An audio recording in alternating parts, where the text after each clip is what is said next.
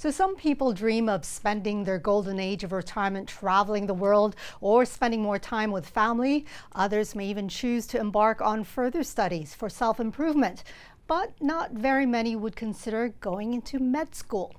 That's exactly what Malaysian Toh Hong-keng decided to do when he retired from a career in sales and marketing at the age of 65.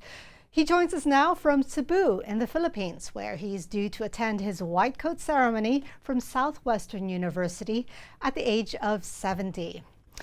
Toh Hong-keng, so good to have you with us. Not many would take on such a rigorous post-retirement schedule.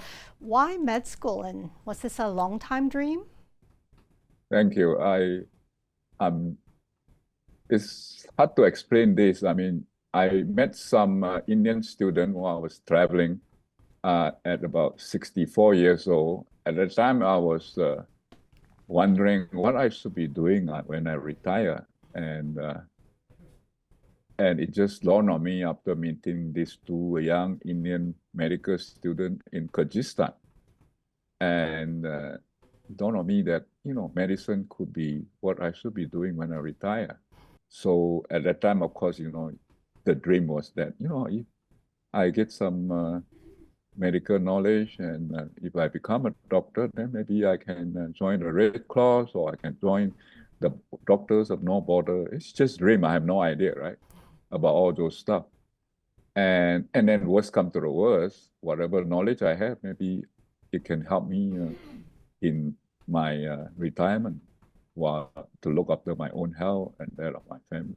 So how did you find going back to school and undergoing practical training? Which one was more challenging? It's different. Going back to school and working is different. And also medical school is very different. So I came from a science engineering background. We don't study the way the medical students study. And there's so much memorizing work to do. And there's so much to study. You have exam every week. My God, it's just so much to cram. So what would you say were some of your toughest moments during the program? Actually, this is, unlike the British system, which the Hong Kong medical education is, which is the 5-year MBBS, but the Philippines follow the US medical education system, which is a postgraduate program, and you do it in 4 years. So therefore, you're studying the same thing. The curriculum is the same, but it's more cramming. You cram almost everything in one. Instead of 5 years, you do it in 4 years. So the toughest is really that intensity of studying. Like I said, you have exam after exam. Immediately you have exam. You have lecture in 1 week and then exam on that lecture at the end of the week. Did you at any point think you want to give up? What kept you going? Oh, many times. many times. I said, why am I doing this? And so what kept you going? Yeah, but all these younger classmates say, so don't give up. We all going to be helping the poor people and become a barrio doctor, or village doctor. And that was the first year. And then second year, actually some of them actually said, I want to quit. I said, you guys were encouraging me. So the toughest is actually the final year, because the final year is a 12 months hospital rotation with exam and all that stuff in between.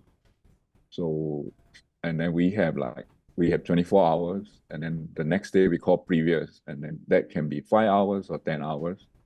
And then the third day is we call pre-duty. And then 3-day cycle, you start again, duty again, 24 hours, and then like that. So after all that hard work for the last 5 years, you'll get your certificate and you'll officially be Dr. Toh. With that degree, what will you do with it?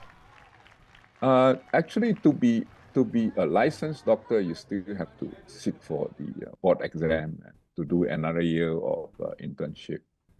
Like in Hong Kong, that's the case, right? And Hong Kong, because you only recognize at 4 or 5 years ago, only recognized 2 medical schools. That is the Hong Kong U and Chinese U. And now you recognize another 29, but all the 29 are top medical school in the world. So definitely my medical school is not one of them. So you have to sit for that exam. And they say, every year there are only like 20 people sitting for it, and they pass only 1 or 2 or something, or 2 or 3. So I'm not sure whether I want to go through that. I think I have enough experience in terms of exposure. So what's next then? Maybe I would look at my comfort zone is really sales and marketing, which that's what I have been doing. And maybe I'll go back to that area, but into like online or offline sales and marketing of medical equipment or medical consumables. All right. Well, thank you so much for sharing your inspiring story with us. We wish you all the best. You can read about Toh Hong-keng's inspiring story by visiting our website at scmp.com.